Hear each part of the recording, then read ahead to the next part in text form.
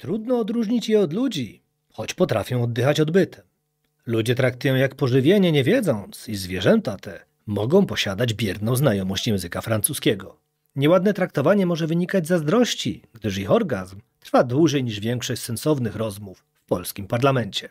Świnie, bo o nich mowa, to zwierzęta nietuzinkowe, a ich wyjątkowość przybliży nam Agnieszka Graclik, czyli pani z Przyry. Witaj. Witam serdecznie, witam, cześć. No tak, co jakiś czas w mediach pojawiają się informacje o tym, że świnie będą dawcami organów do przeszczepów dla ludzi. George Orwell w Porwalku zwierzęcym napisał z kolei: zwierzęta w ogrodzie patrzyły to na świnię, to na człowieka, potem znów na świnię i na człowieka, ale nikt już nie mógł się połapać, kto jest kim. Zacznijmy więc od podstaw, jak odróżnić świnię od człowieka. Czy generalnie tak, te podobieństwa są ciekawe, dlatego że jakby świniom jest bliżej do Waleni niż do ludzi. Natomiast a one tak się fajnie do nas przysunęły, jeśli chodzi o miejsce do życia. Gdzieś tam parę tysięcy lat temu postanowiły same w sumie bardziej niż jakkolwiek inaczej zamieszkać sobie bliżej człowieka. I z racji tej bliskości stały się dla nas fajnym takim obiektem, poza tym, że do jedzenia, to do badań.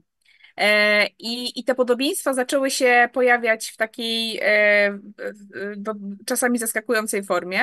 No, przede wszystkim to, że jesteśmy tak jak świnie wszystkożerni i ta świnia, tak jak się mówi, że zje wszystko, nawet jak się gdzieś wrzuci w internet, to są historie o tym, jak ktoś, jakiś tam rolnik w Oregonie miał zawał serca i go świnie zjadły, tylko zęby po nim zostały i tak dalej.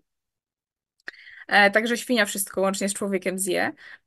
Natomiast to podobieństwo takie trochę anatomiczne, to znaczy na pewnym etapie wzrostu świni, bo też jakby taka maksymalna wielkość świni, trochę już te narządy są wtedy za duże, ale na takim powiedzmy etapie 60, 70, 80 kilo, to jest taka wielkość, że te organy mamy podobne wtedy, podobnej wielkości. No stąd właśnie cała opcja z ksenotransplantologią, czyli tam z przeszczepianiem zastawek, z kombinowaniem, żeby coś więcej jeszcze przeszczepić od tej świni. Także to podobieństwo. No i inteligencja, o której też chyba najbardziej taki oklepana możliwa ciekawostka o świniach, to, że są inteligentne. Myślę, że każdy o tym słyszał. Chociaż my bardzo, bardzo nie chcemy myśleć o tym, że one są inteligentne. Wolimy myśleć o tym, że nie mają absolutnie krzty rozumu, że są brudne i w ogóle do niczego się innego nie nadają niż do jedzenia, bo wtedy łatwiej jest je poddać obróbce termicznej i zjeść. Dobrze.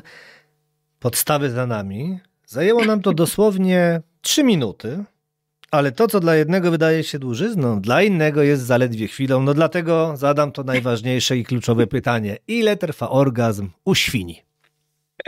To jest ciekawy temat, bo tak się, jakby człowiek ma takie wyobrażenie, jak ten orgazm wygląda troszeczkę, znaczy sądząc po sobie, no bo to jest tak samo jak z bólem u zwierząt, tak samo jak z powiedzmy jakąś satysfakcją seksualną.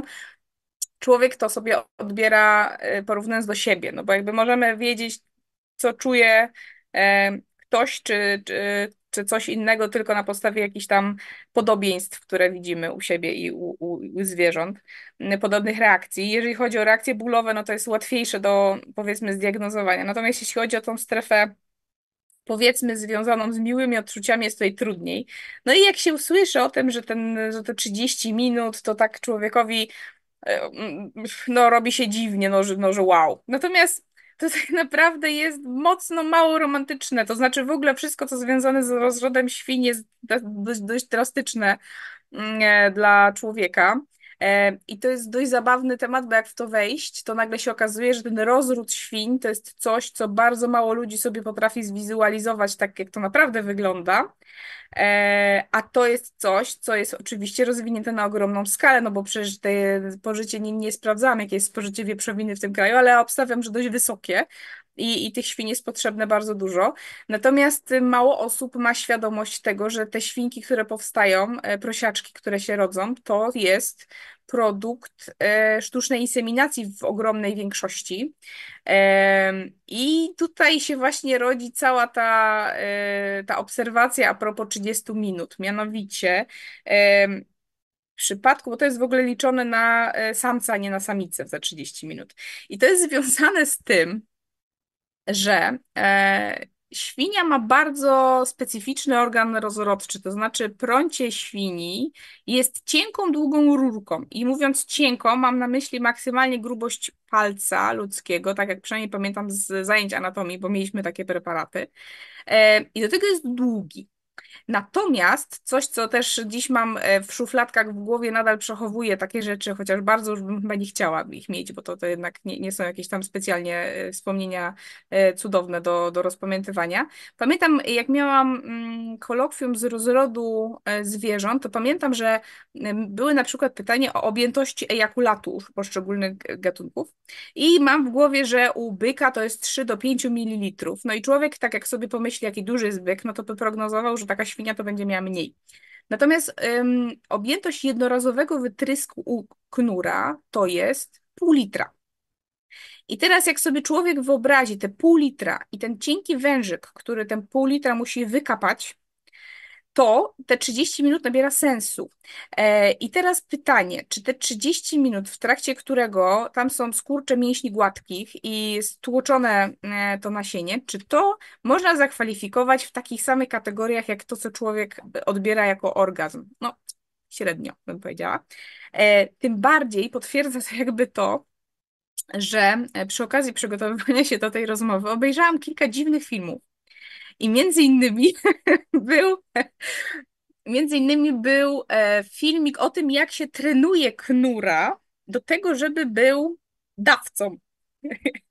I taki trening przebiega w taki sposób, bo jakby to też mało osób sobie zdaje sprawę, że te wszystkie świnki, które się rodzą masowo, to są świnki, które jakby matka nie do ojca nie widziała przez tą sztuczną inseminację. Natomiast jeśli chodzi o pobieranie nasienia od knura, to odbywa się to metodami tradycyjnymi nadal, czyli ręcznym zbiorem. I taki pan, który przychodzi codziennie rano do pracy w takim w jakimś ośrodku inseminacji i potem wraca do domu i żona pyta, co robił w pracy, to myślę, że niespecjalnie ma ochotę o tym mówić, ponieważ to jest, zwłaszcza uwzględniając te 30 minut, jest to dość specyficzna praca. No i teraz w momencie, kiedy żeby taki knur był dobrym pracownikiem ośrodka inseminacji i żeby można było od niego pozyskać dużo dobrego materiału, no to musi się najpierw nauczyć, jak to robić, bo to nie jest takie oczywiste. Tam te zwierzaki dostają takiego, powiedzmy sobie, manekina, na którego mogą wskoczyć, ale one nie zawsze oczywiście chcą to robić. Tam się dodatkowo im też obok stawia samice, żeby czuły te samice i tak dalej. Ale tak czy siak trzeba takiego samca nauczyć. No i do sedna dochodząc. Taki knur, który dobrze wykona swoją robotę, dostaje po tym nagrodę w postaci czegoś słodkiego. Czyli jakby nie jest nagrodą to, co zrobił, jakby, że to nie jest na tyle przyjemne, że też się trzeba wynagradzać, o to mi chodzi, nie? Czyli jakby tutaj to nie jest na tyle przyjemne doznanie, żeby przebić dobrego cukierka. To trochę daje do myślenia, jaki to jest kaliber doznania, no nie? W tym. No i jakby tutaj z tą inseminacją to też jest jeszcze ciekawa sprawa, bo e, locha ma dość regularnie cykl rójowy, natomiast bardzo ważne jest, żeby dobrze utrafić z inseminacją, bo inaczej wszystko jest na marne i trzeba czekać na kolejny miesiąc prawie, żeby znowu móc ją zinseminować. No i tutaj tam są różne wytyczne, którymi się taki zootechnik, który się opiekuje lożkami, się gdzieś tam musi przyglądać, musi zobaczyć, czy ona ma tą owulację, czy nie. Natomiast nie wiem, czy to w tej chwili jeszcze przy takiej dużej produkcji funkcjonuje. Natomiast kiedyś, kiedy chciano, żeby te lochy dobrze na pewno zaszły w ciążę i żeby była duża efektywność takiego krycia, to trzeba ją jeszcze podstymulować. No i ta stymulacja w trakcie inseminacji opiewa to, że taki inseminator siada na tej świni, żeby ona poczuła nacisk, bo wówczas jakby do jej mózgu dociera, że oho, coś się dzieje. To jest pierwsza rzecz. Natomiast druga to jest stymulacja listwy mlecznej, czyli w momencie, kiedy jakby ona ma pobudzone piersi, wówczas jest reakcja oksytocyna się pojawia i pojawiają się odpowiednie skurcze, które wprowadzają jej to nasienie do macicy. Czyli tutaj jakby pan inseminator musi dodatkowo naprawdę tą świnię ucieszyć, żeby ona skutecznie zaszła w ciąży. Także to jest o tyle ciekawe, że ta hodowla jest na tyle rozpowszechniona, że jakby wydawałoby się, że coś tak oczywistego jak ta inseminacja powinna być znana ludziom. Natomiast z kimkolwiek rozmawiałam na ten temat, to nikt nie miał jakby na ten temat pojęcia, że to do tego stopnia, że ten zbiór ręczny nasienia nadal jest, że to jakby nie ma specjalnie alternatyw na to skutecznych, że to ktoś musi po prostu fizycznie tego knura pomasować najpierw, a potem mu dać cukierka. E, także tutaj jest ten jakby, sam wątek rozrodu świń jest przeciekawy, żeby to całe objąć umysłem. Jestem zachwycony twym pięknym doborem słów. Wiesz, jak ty też się... Bardzo podoba mi się ucieszenie świni. Myślałem, że to się już robi mechanicznie, ale nie wiedziałem, że trzeba ucieszyć świnię. To tak ja ci powiem, że jeszcze szykując, tutaj mam właśnie dane z GUS-u po głowie świń według stanu w czerwcu 2023 roku. To tam nie jest jakoś super ważne, bo tam, o ile dobrze widzę, teraz to jest 9,5 miliona było, ale wiem, że raportowało się też ilość zebranego nasienia. Tak, I tak, oczywiście. to mnie właśnie zaskoczyło. Ważna sprawa. No ile? Nie, właśnie nie znalazłem, ile tego nasienia zebrali, bo to niestety myślałam, to my zgłaszamy, ale już nie mówią nam, ile szczęśliwych knurów mamy w Polsce i jak to szczęście wygląda. Pewnie są jakieś takie dane tylko dla specjalistów, nie? Bo tam No, bardziej zaangażowanych, żeby nie gorszyć ludzi. Po co mi ta informacja? Ale od razu taki straszny suchar mi się przypomniał. Gdy powiedziałeś, że wraca taki pan do domu, jaką masz robotę, no to brzmi hu gwiazdka ową, nie? Po prostu, bo no faktycznie nie jest to najlżejsza praca. Ogólnie to znaczy, to jest tak, że to człowiek po jakimś czasie tak się do tego przyzwyczai, to jest takie oczywiste. Ja pamiętam, bo ja kończyłam Wydział Hodowli i Biologii Zwierząt i to na początku człowiek tak z tego śmieszkuje, ale potem to jest takie normalne i oczywiste i że tam tą selekcję nasienia się robi, że to się bada, że to trzeba pobrać. To jest takie normalne. Bo skoro to jest na taką skalę się odbywa, to jest rzecz, która jest normalna i oczywista, ale mało przenika do opinii społecznej i mam wrażenie, że ludzie po prostu nie zdają sobie sprawy, że to cały czas się tak odbywa i na dużą skalę i że to nie jest tak, że te świnki sobie biegają chłopcy z dziewczynkami i wszystko idzie naturalnym trybem, tylko że to wszystko idzie w taką przedziwną w ogóle, no kuriozum trochę, ale już coraz bardziej jest to zautomatyzowane, tak teraz już ta inseminacja już nie jest taka aż, w sensie po prostu idzie szybciej to, nie? To jest, ale pobór nasienia nadal z tego, co przynajmniej udało mi się znaleźć, jest taki sam.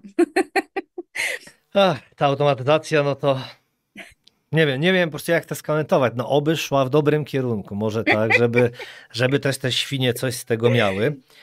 W ogóle widzę, tak jak rozmawiamy, to tutaj zdradzę kulisy, no już wczoraj wieczorem okazało się, że to nasz fantastyczny pomysł z tą świnią był, żeby ją omówić, bo no i się czasowo spinaliśmy i ty musiałeś się dodatkowo właśnie przygotować, żeby zdobyć takie informacje, bo to nie jest najłatwiejsze.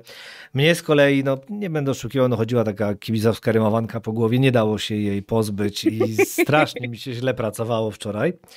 Ale i tak to było momentami się śmieję lepiej niż podczas rozmowy z Markiem, który jeszcze nie słuchałaś, ten stwórcą Zwierzęta są głupie, rośliny też, no bo tam rozmawiając o etymologii coś nie zadziałało.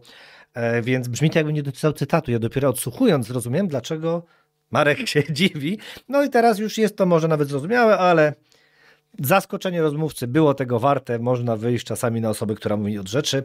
Ale mam teraz taki dowcip inny, krótki, żeby nic nie dało rady storpedować jego opowiedzenia. Uwaga, słuchaj. Co odpowiada świnia zapytana, czy rozumie po francusku? Oui. Oui, dokładnie. Tak, chciałem ten wyborny żart dzisiaj powiedzieć. Cieszę się. Audycja już jest udana. No ale żarty żartami. Spytam o ważną rzecz. Czy świnie się pocą? Bo podobno pocimy się jak świnie się tak brzydko mówi. Tak, w ogóle to w języku nie tylko polskim, ale ogólnie ta świnia jest traktowana jako taki szczyt, po prostu oblechy. Natomiast faktycznie tak, świnie się nie pocą, dlatego się brudzą, bo one się muszą schładzać. I po prostu stąd się wzięło to, że świnia jest brudna, a świnia po prostu jest próbuje się ochłodzić w taki sposób. Natomiast no, świnia jest uznawana w ogóle za jedno z najczystszych zwierząt, na pewno hodowlanych, no bo nie uwali się tak jak krowa w kupę albo jak kura, która wszędzie robi, tylko świnia faktycznie zaplanuje sobie bardziej i też czy tak synchronicznie z innymi świniami, gdzie się będzie załatwiać. Także tutaj ona jest pod tym względem czystsza. No ale ponieważ tapla się w błocie z wielką radością, no ze względu na właśnie ten brak możliwości spocenia się jak świnia, to jest uważana tak za brudne i w ogóle obrzydliwe zwierzę. No właśnie, to jest strasznie krzywdzące, bo tak jak mówisz, to nie jest jedyna rzecz taka obraźliwa wobec świni, bo też mówi się żreć jak świnia przecież, a one tak jakby na to nie patrzeć, no to na wolności jakoś chyba z apetytem u nich to troszkę inaczej wygląda. Nie tak jak w kolejnym, bo ja to tylko na dowcipy trafiłem, naprawdę, przez tę kibicowską piosenkę, tylko jakieś przygłupie dowcipy w stylu, że przecież nawet się mówi złośliwie, że jeśli świnia zwróci do koryta, to druga jej powie nie dolewaj, bo nie zjemy, ale to będzie taki odcinek, spodziewaliśmy się tego oboje. Tak, tak, miał być świński, będzie świński. Em, to znaczy tak, z tym jedzeniem to jest ciekawa sprawa, bo na przykład świnia ma więcej kubków smakowych niż człowiek, ergo można wnioskować, że potrafi subtelniej podchodzić do jedzenia i ona też ma z tego jedzenia taką autentyczną radochę, no nie, że to nie jest tak jak powiedzmy no nie przymierzając pies czy kot, który może je, znaczy kot bardziej wybredny, ale no, żeby jakby ta sama karma przez dłuższy czas nie robi jej przykrości, to jednak leży psu kotu, natomiast świnia to już będzie szukała sobie tam czegoś innego, bo jednak ona się tak bardziej powiedzmy delektuje. Natomiast no apetyt oczywiście ma i faktycznie tam z tym żarciem to jest gdzieś umocowane w rzeczywistości.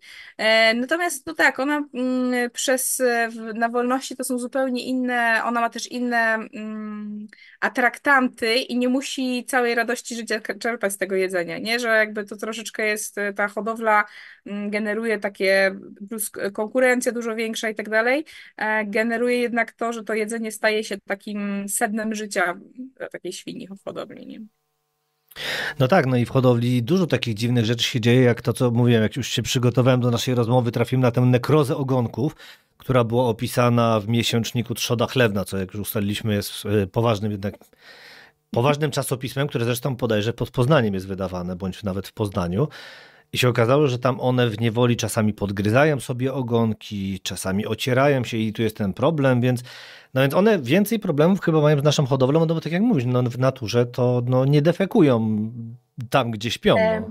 To znaczy tak, świnia ma bardzo niską tolerancję na stres, mimo wszystko. Bardzo szybko u niej skacze kortyzol we krwi i ona przez to jest bardziej skłonna do na przykład agresywnych zachowań albo dziwnych zachowań niż na przykład psy. To znaczy świnie, które w ogóle one są delikatne, mają delikatną psychikę w takim sensie, że po prostu łatwo je, choleryki po prostu, cholerycy, o, że można je łatwo wyprowadzić z równowagi i faktycznie u nich ten stres często idzie w jakąś agresję taką, a nawet autoagresję, ale tak by rutynowo się przycina te ogony małym świnkom, żeby sobie nie robiły krzywdy i niestety na przykład z tego powodu też funkcjonują, to jest taka jedna z dla mnie z przykrzejszych rzeczy, jakie w ogóle mogę sobie wyobrazić, kojce porodowe. Czyli to, że locha jest w trakcie, zaraz po porodzie, czy w trakcie, nawet tego akurat nie wiem w jakim momencie, w każdym razie, że ze swoimi dziećmi ma kontakt przez kraty, dlatego że w momencie, kiedy ona się zestresuje, to po prostu potrafi te prosiaczki pozabijać, co oczywiście nie ma miejsca przynajmniej z tego co wiem, w naturze, gdzie tam jednak natura okrutna, no ale jednak te młode są, powiedzmy, mają bardziej wyluzowaną matkę, bo bliżej natury. Natomiast w tych hodowlach to zdarza się, że ta świnia potrafi po prostu w stresie te dzieci swoje podusić, pozabijać, porozrzucać dookoła i tak dalej. Stąd jest uwięziona w takim kojcu, który jej to uniemożliwi. Kurczę, w ogóle strasznie ciekawe badania robią na temat psychiki świńskiej i też tak trochę prognozują to na ludzi. Mianowicie bardzo kiedyś oglądałam sobie program o tym w ogóle kapitalny i bardzo dużo na mnie wrażenie zrobił. Normalnie świnia karmi młode 3 miesiące około. Natomiast w hodowli nie ma na to czasu i po 3 tygodniach, kiedy one już są w stanie jeść pokarm stały, są po prostu zabierane od matki. I robiono takie eksperymenty behawioralne, jak to wpływa na psychikę takiego prosiaczka. I okazuje się, że to za wczesne zabranie od matki jakby całkowicie przeprogramowuje mózg takiego prosięcia i to w taki strasznie smutny sposób. Robiono na przykład testy na stres, na poruszanie się na otwartym polu. Na przykład taka była platforma w kształcie krzyża, powiedzmy, takie skrzyżowane dwie ścieżki na podwyższeniu. I teraz takie prosiaki, które były z tą mamą przez 3 miesiące, jak jej się na tym kładło, to po prostu sobie chodziły, zwiedzały, wąchały wszystko. Natomiast te, które były zabrane za wcześnie, były absolutnie zestresowane, najchętniej w ogóle by się nie ruszały albo w ogóle uciekły stamtąd. Poruszały się tylko po prostych liniach jak najszybciej, żeby zejść jakby z centrum tego pola, gdzie była największa ekspozycja. Potem na przykład wrzucali te świnki do basenów i okazywało się, że te, które były wychowane dłużej przy mamie, to sobie spokojnie płynęły, aż znalazły taki stopień, na którym mogły sobie wejść i wyjść z tego basenu.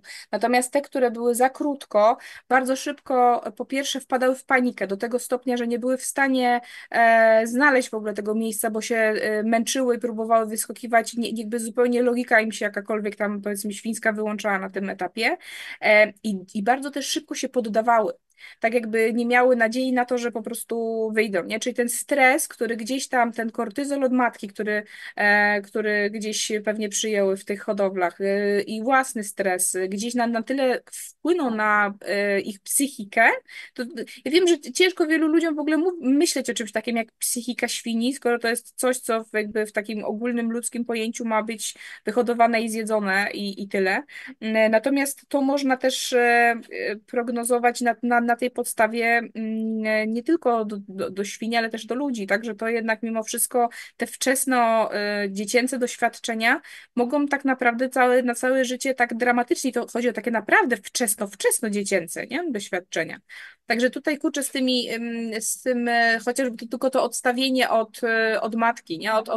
Gdzie tam nie było teoretycznie jakiejś większej przemocy. Wiadomo, że no nienaturalne środowisko, no ale tutaj już na tyle jest ta domestyfikacja świni posunięta, że to też trudno mówić naturalne, nienaturalne. No w każdym razie pod tym względem bardzo ciekawa sprawa.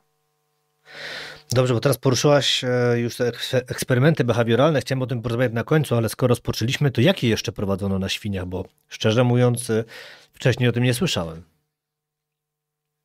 To znaczy świnie bardzo chętnie się wykorzystuje do mierzenia właśnie poziomu. Świnia jest fajnym zwierzęciem modelowym.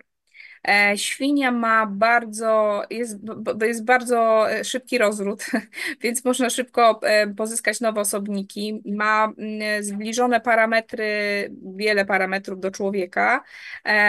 Jest też zakwalifikowana jako zwierzę laboratoryjne, w związku z czym łatwo ją też pozyskać do eksperymentów, bo to nie jest takie hop-siup, na przykład gdyby chcieć, wiadomo, że łatwiej byłoby takie eksperymenty, które potem się na ludziach jakoś mamy prognozować na ludzi, to lepiej byłoby je przeprowadzać na człowiekokształtnych, które są nam najbliższe. Natomiast, żeby takie badania przeprowadzić, to są przeogromne koszty, no i oczywiście to są też zwierzęta, które no, są pod ochroną właściwie wszystkie i to jest trudne technicznie, dlatego ta świnia jest bardzo chętnie wykorzystywana w eksperymentach różnego rodzaju i dzięki temu też ratuje ludzkie życie, bo jest chętnie wykorzystywana już nie tylko do tej psychologii, ale też właśnie do testowania leków, ale na przykład też właśnie taka ciekawa sprawa, gdzieś tam już na początku o tym wspomniałeś, a propos tego oddychania drugą stroną. To jest, czyli w trakcie pandemii, kiedy nagle się okazało, że ogromna ilość ludzi ma bardzo duże problemy z płucami, że te płuca były niejednokrotnie tak uszkodzone, że nie było szansy, żeby w szybkim tempie na przykład jakoś je naprawić na tyle, żeby w ogóle funkcjonowały, obciążenie respiratorów, bo tego było bardzo dużo, to wtedy taki zespół badaczy wpadł na taki pomysł, żeby spróbować inaczej natlenić organizm i tu właśnie przyszły z pomocą świnie jako zwierzęta laboratoryjne i okazało się, że świnia potrafi, jeżeli jej się wtłoczy do jelita, albo powietrze przesycone mocno tlenem, albo e, płyny, które mają wysokie wysycenie tlenem, to świnia potrafi bez płuc 30 minut, do tej pory przynajmniej tak było w tym badaniu, 30 minut żyć, nie w ogóle bez płuc, bez żadnego wentylowania z górną stroną, że tak powiem. Czyli tylko na podstawie tego wtłaczania tlenu do odbytnicy. No i na tej podstawie to jest w ogóle, bo tam już nawet nie chodzi o tego COVID-a, ale to jest na przykład ogromny problem, oczywiście tego się jeszcze nie robi, ale już jakby są zakusy na to, jest ogromny problem z wcześniakami, które się rodzą i mają jeszcze na tyle niedorozwinięte płuca, że nie ma jak im pomóc. I były już takie badania na dzieciach, że próbowano, czy skutecznie im się wlewa, ale to z kolei do drzewa skrzelowego, właściwie kurczę, już nawet nie pamiętam, gdzie to dokładnie było. W każdym razie górą im się wtłacza takie małe ilości płynu bardzo wysyconego tlenem i to przynosiło jakieś tam skutki. Natomiast jeszcze nie próbowano drugą stroną, a tutaj dzięki temu, że mamy taki model pod ręką i te świnie skutecznie udało się przeprowadzić przez ten eksperyment, no to już teraz wiemy, że jest też alternatywa i że jest inna droga. I jakkolwiek brzmi to śmiesznie oczywiście, to być może będzie ratowało za jakiś czas ludzkie życie.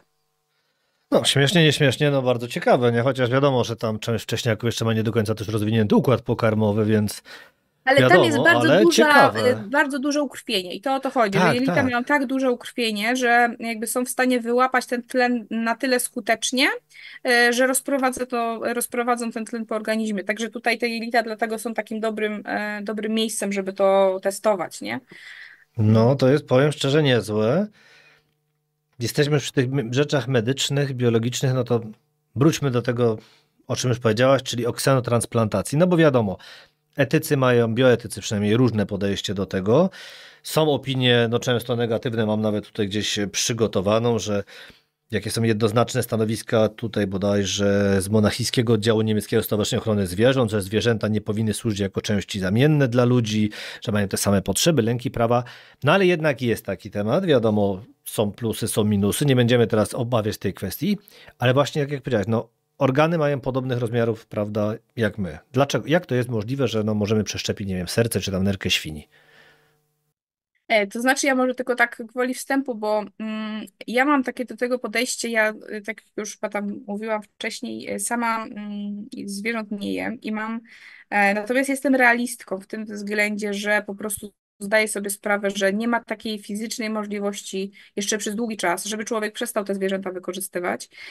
I osobiście uważam, że skoro jest produkcja, bo to już trudno mówić o hodowli, produkcja świń na taką skalę, i spożycie mięsa jest na taką skalę, to odmawianie nauce czy medycynie tych świń do eksperymentów jest źle ukierunkowaną działalnością aktywistyczną. To znaczy, zdecydowanie uważam, że bardziej powinno się kłaść nacisk na to, żeby hodowla, która masowo w przepotworny sposób traktuje te zwierzęta, żeby tam kontrola, żeby to było na wszystkie strony monitorowane, żeby to było dobrze sprawdzone, żeby nie było nadużyć, które są przekosmiczne. Bo to ja nawet o tym nie mogę myśleć, bo ja po prostu potem się denerwuję i w ogóle nie mogę funkcjonować. To w tym kierunku powinien iść nacisk. Natomiast odmawianie nauce i medycynie korzystania ze zwierząt laboratoryjnych jest dla mnie absurdem. Kiedyś robili takie porównanie, jak na przykład, żeby w laboratorium, żeby podać zastrzyk, tak zupełnie teraz, przepraszam, dygresja, ale to jest coś, co mnie dość mocno porusza, żeby podać na przykład naukowiec, żeby podać zastrzyk ze soli fizjologicznej szczurowi, musi napisać wniosek do lokalnej komisji etycznej, czekać kilka miesięcy na rozpatrzenie, nawet jeżeli to jest kompletnie jakby zupełnie całe życie tego szczura, szczura laboratoryjnego jest bardziej stresujące niż ten jeden moment podania zastrzyku. I teraz jakby porównać, ile na przykład, że taki jest wysiłek, żeby zapewnić dobrostan tym zwierząt, żeby te zwierzęta miały zabawki w klatce i tak dalej, to jest fajny kierunek, ale rozdmuchiwanie tego, jakie biedne są zwierzęta laboratoryjne w kontekście, i tu jest istota tego, co mówię, w kontekście tego, że każdy może sobie kupić na Allegro albo w dowolnym markecie lep na gryzonie, który jest jednym z najokrutniejszych rzeczy, jakie sobie mogę wyobrazić, albo trutkę, która w ogóle można ją sobie kupić gdziekolwiek, bez żadnych nadzoru, kontroli, bez niczego można sobie to wysypać i zwierzęta umierają w przepotwornych męczarniach, bo to nie można tego inaczej nazwać. Trucizna się dostaje do środowiska, to jest dramat, to jest po prostu coś przerażającego. I jakby tutaj ta sama dysproporcja jest, bo z jednej strony ci naukowcy, którzy wbijają igły i niejednokrotnie bardzo okrutne eksperymenty robią, ja nie twierdzę, że nie. Natomiast skala tego w porównaniu z tym, jak bezmyślnie, okrutnie się traktuje zwierzęta, które są uznane za szkodniki, na przykład tak jak szczury, jest uderzająca. I dla mnie, gdzie ja jakby szłam o tej, bo ja, co prawda ja robiłam na mrówkach doktorat, nie na, robiłam, nie zrobiłam, nie na kręgowcach, więc ja miałam łatwiej, bo ja tutaj nie miałam komisji etycznej. Natomiast widziałam, jak moi znajomi z innych kierunków, jak oni się musieli umordować i na milion sposobów udowodnić, że to, gdzie naprawdę to były ważne badania, bo to były badania nad cukrzycą, naprawdę takie fajne i mądre i musieli udowadniać na wszystkie strony, że wezmą te 10 szczurów i te szczury nie będą cierpiały. I faktycznie to nie było tak, że tym szczurom coś złego się działo, po prostu stały zaszczyt i tyle. A porównując to właśnie do tego, że każdy może sobie kupić lep czy trutkę, no to jest trochę takie od czapy. Teraz wracając do tych świń, bo to ta moja idea fixa a propos edukacji, jak działają zwierzęta laboratoryjne. Natomiast tak, z tymi świniami to jest tak, że z racji tego, że one są bardzo dostępne i można je łatwo przebadać, możemy zaopatrzyć się w cały zasób leków przeciwko odrzutom. Już w tej chwili, ja dokładnie nie wiem na jakim etapie, bo szczerze mówiąc nie śledzę tej ksenotransplantaologii, natomiast wiem, że najłatwiej, jeżeli już na czymś, to będzie właśnie na świni wyhodować. Wiem, że tam zdaje się już z jakimiś przeszczepami wątroby częściowymi były eksperymenty. Prawda jest taka, że nie ma skąd brać, to znaczy, że jakby transplantologia leży i to branie organów od drugiego człowieka jest na tyle kontrowersyjne i tyle dookoła tego jest zamieszania i tyle problemów, że gdyby udało się wyhodować na tyle zmodyfikowane genetycznie świnie, że można by było od nich brać te organy, to byłby ogromny przełom. To by było coś, co by uratowało miliony ludzi i to by było coś niesamowitego na skalę świata. I wydaje mi się, że to nawet byłoby z pożytkiem dla tych świń w jakimś przynajmniej względzie, bo ktoś, kto miałby serce od świni, myślę, że inaczej by na te świnie patrzył. Także to trochę takie ocieplenie wizerunku, a przynajmniej nadanie wartości tej świni, bo z tym ludzie mają duży problem. No tak, no i może też warunki by trzeba było zapewnić w końcu tym świniom jakieś Tak ludzkie właśnie. bardziej, no bo kto by chciał mieć serce od świni, która żyje w stresie, jest, nie wiem, kopana w odchodach, więc No właśnie, no jest to dokładnie. jest to faktycznie sensowny kierunek, przynajmniej żeby cokolwiek dla tych świń zrobić, ale to wróćmy, widzę, bo teraz tak poszło poważnie. Dobra, to jeszcze może, skoro już tak poszło poważnie, mówisz, że ludzie kupują te lepy na gryzonie. Niedawno do jednej ze śląskich aptek zadzwonił pan, młody mężczyzna i spytał, czy może kupić strychninę, bo jest mu akurat potrzebna. Więc ja nie jestem pewien, czy ludzie w ogóle wiedzą, że Tak. niektórych rzeczy się nie Ludzie powinno trują kupować, wszystko. wiesz? Jest absolutnie przerażające. Żyję w nieustannym zdumieniu, jak tak można w ogóle funkcjonować. Najlepiej wyciąć wszystkie drzewa, wytruć całe komary, Tak, wszystkie tak. zwierzęta, żeby tylko w zoo sobie oglądać, a na co dzień, żeby ich nie było. Tragedia to jest. Tak, więc no mamy niestety te ciągotki trucicielskie. Dobrze, to przeskoczmy do czegoś przyjemniejszego, coś, co wiem, że jest twoim hobby. No już mówiłaś o tej inteligencji świn, wszyscy porównujemy, że świnie przecież są takie fajne i mają coś lepszego niż psy i jest to rzekomo węch. Wiesz, do czego zmierzamy. Tak, węch w ogóle a propos węchu to jest o tyle ciekawe, że one są, znaczy się ciekawostka, myślę, że taki też znany fakt, że one są używane do szukania trufli.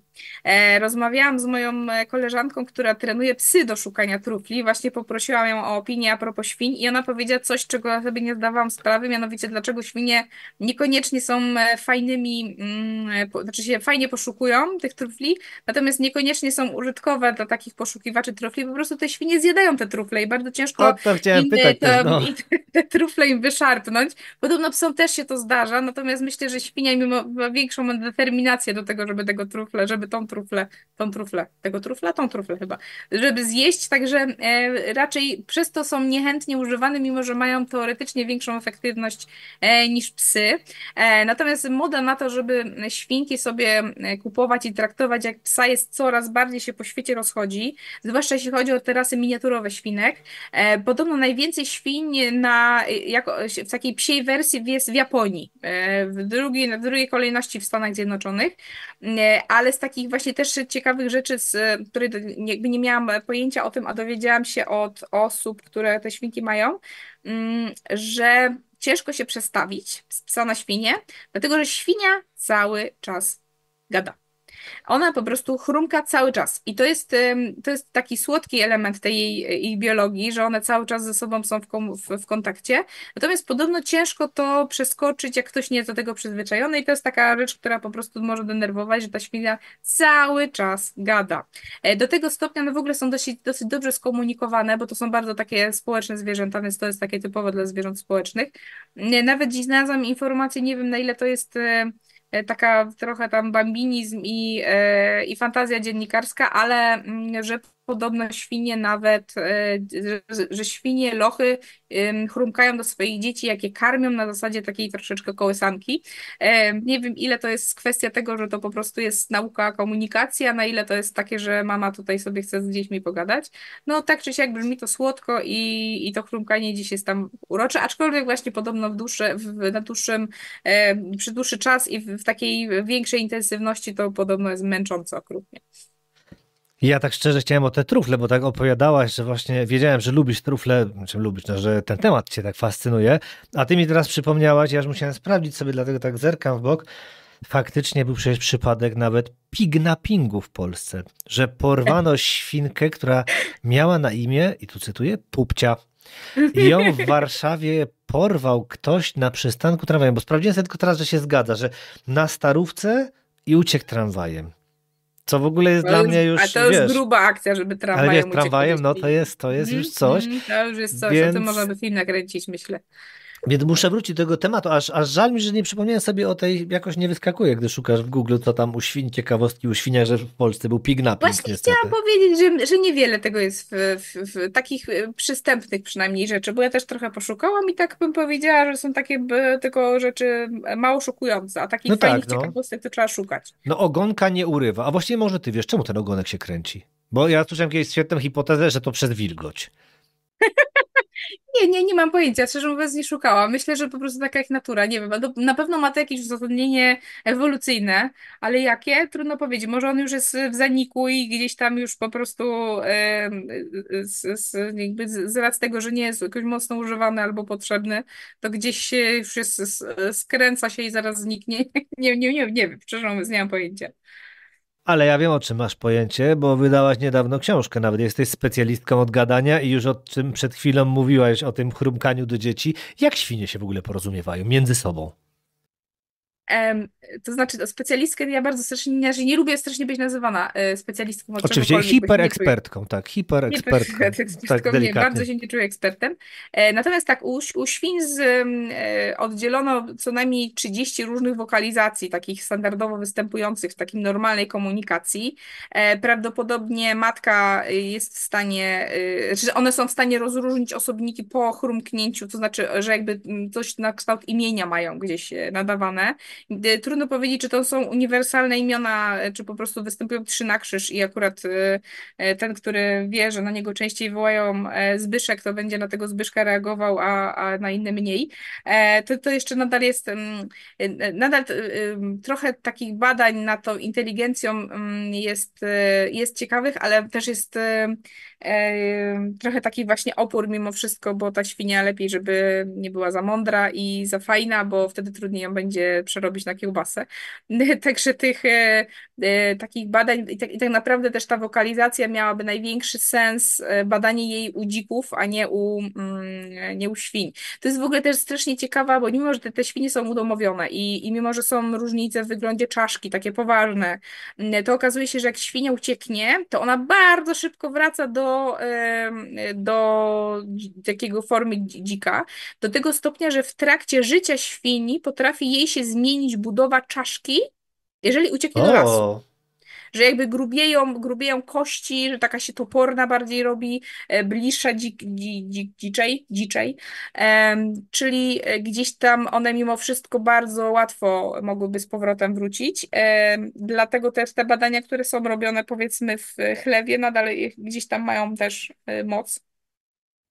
W przeciwieństwie do badań na wielu gryzoniach na przykład, albo takich, to nie do końca, bo te gryzonie już są bardzo mocno osadzone w tym laboratorium i bardzo mają daleko im dalej im na pewno do dzikich szczurów. Natomiast to z tymi rozmówkami świń to one potrafią naprawdę głośno do siebie nawoływać nawet przez w lesie, czy gdzieś tam z odległości.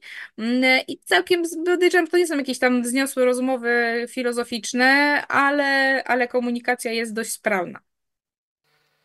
teraz powiedzieć o tym, jak świnka ucieknie, no to faktycznie często mówi się o świniodzikach, które są To jak spokojniejsze już niż się ucieknie i się polubi z kimś, to wtedy te świniodziki to są owoce tej jego, powiedzmy, miłości. ucieszenia, Tak, tej uciechy tak, najpierw, teraz w tak. ogóle z tymi świniozikami to jest w ogóle grubsza sprawa przez ten pomór świń afrykański, bo już są nielegalne w tej chwili, to że Tak, od dawna tak. już są nielegalne, ale już w tej chwili to jest taki dosyć na ostrzu noża, bo się zdarzają takie dramaty, że ludzie, którzy mają takie świnie dziki oswojone już od lat, nagle ktoś gdzieś tam to zauważy i mają wyrok, po prostu przyjeżdża łowczy i do nich strzela, bo tych świniedzików już nie można. Tam dosyć duży jest reżim sanitarny i jest ogólnie taki w tej chwili pomysł na to, żeby mocno zmniejszyć liczebność dzików w Polsce, bo robi się niebezpiecznie. To znaczy ten pomór świń, on tak naprawdę już 100 lat ponad temu był stwierdzony w Afryce, ale u nas się pojawił niedawno i to jest taka realna groźba, że no to są ogromne straty hodowlane, bo to jeżeli się gdzieś pojawi, to jest po prostu tępienie tych świń na ogromną skalę i to jest niebezpieczne ze względów ekonomicznych przede wszystkim, ale z drugiej strony ja jestem coraz bardziej przerażona, bo to, do czego zmierzamy jako świat w tej chwili, to walka z wirusami, które nas wykończą niedługo. Ja już jestem pełna pesymizmu pod tym względem, bo te choroby wirusowe, prionowe, jakie koszmary do nas docierają, bo teraz taka choroba, tak zwana choroba zombie jeleni dociera do Polski i to dopiero będzie szał, bo to jest coś, co może potencjalnie zarazić człowieka. I to już nie są takie tam, O, że to musimy o tym porozmawiać, choć oczywiście ja nie powinienem, bo no trudno mi zachować powagę, bo mimo iż wiem, jak wyglądają choroby prionowe i mam swoją ulubioną chorobę prionową, o czym kiedyś już rozmawialiśmy, tak, to ja jestem tym człowiekiem. No to jednak zombie, jelenie, to ja przepraszam, ale ja mam czasami wrażenie, że na ulicy już widziałem, nie? I to tak, wiem, no nie powinno się żartować z chorób, ale autentycznie. Tylko chciałem wrócić do ASF-u jeszcze w jedną rzecz, bo tak sobie upewniam się, tak, jest na 12 miejscu, bo ASF jest wśród chorób podlegających obowiązkowi zwalczania. Ja wiem, że było to dla mnie zaskoczeniem, bo na tej liście do zwalczania, nie do rejestrowania, bo to jest też ta druga lista, jest choroba, którą często, na przykład właśnie na Śląsku widzimy znaki dotyczące jej, no jak jest strefa zapowieszczona pszczółek. Nie wiem, czy kojarzysz.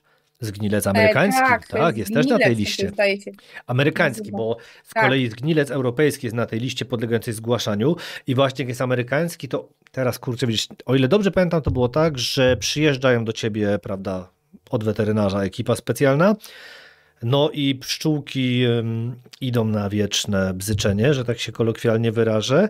Ul jest palony i grabi się ziemię całą. Że to w ogóle, wiesz, wygląda tak hardkorowo, jak przyjeżdża do ciebie ekipa Jest, bo to specjalistyczna. nie są żarty i dlatego też ze względu na to, ja pamiętam jak przywoziłam moje mrówki z Puerto Rico, to pamiętam, że mocno mnie uderzyło, że jedną z rzeczy absolutnie zabronionych na pokładach samolotów jest przewożenie pszczół Tak, Właśnie z tak. tego powodu, że to jest bardzo, bardzo niebezpieczne, bo pomór jest w ogóle straszny. To jest taki, ten zgnilec, co się nazywa, zgnilec, o tak. Tak, tak, tak, no To mówię, po tak, tak, tak. prostu jakby ja też jak gdzieś tam te zootechniczne tematy przerabiałam i to jest coś, co autentycznie budzi taki no, grozę już, bo to jednak to widmo epidemii, jeszcze w przypadku zwierząt, które sobie tak rozlatują się wszędzie, w każdym kierunku, jak pszczoły, to tak się trochę daje, no, do myślenia, nie? Ale tak, zwalczane z urzędu. No teraz mamy znowu w tym roku problem większy, w zeszłym, nie wiem jak w tym, ale w zeszłym roku już był znowu większy problem ze wścieklizną na przykład. No, Też trochę z takich i też trochę tych terenów zapowietrzonych. Ja się zawsze niepokoję, jak jest więcej przypadków, bo to się niestety potem przekłada na agresję względem nietoperzy, które akurat są jednymi z moich ulubionych zwierząt i bardzo mi ciężko takie rzeczy potem słuchać, że ktoś tam gdzieś na wszelki wypadek zabił, żeby nie było wścieklizny, nie? tak, ale właśnie to też jest tak tylko wyciąłem zdanie, bo ja zawsze pamiętam, jak pierwszy raz właśnie zauważyłem, że ten amerykański zgnilec jest aż tak poważny, europejski też jest.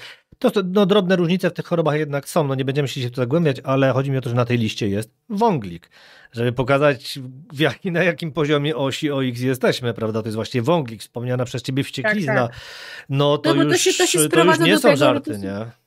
że to są ogromne koszty dla na przykład, jeżeli ktoś ma bardzo dużą pasiekę i nagle się coś takiego pojawi, no to koszty są No tak, to gigantyczne jest i to tragedia, jest, nie? więc dlatego to musi być bardzo przestrzegane, bo to może kogoś zrujnować, nie? Więc dlatego tutaj jest duża taka dyscyplina. No i wszystkich w okolicy, bo to się bardzo szybciutko roznosi. No, zostawmy te choróbska i do czegoś przyjemniejszego podejdźmy. No, ustaliliśmy już, że te świnie biedne no nie mają zbyt dobrego wizerunku w mediach, ani w kulturze. Jakoś trudno coś ciekawego znaleźć. Ja znalazłem kilka rzeczy, żeby sobie przypomnieć. No i po pierwsze, wiemy, że w Simpsonach był Spider-Pig.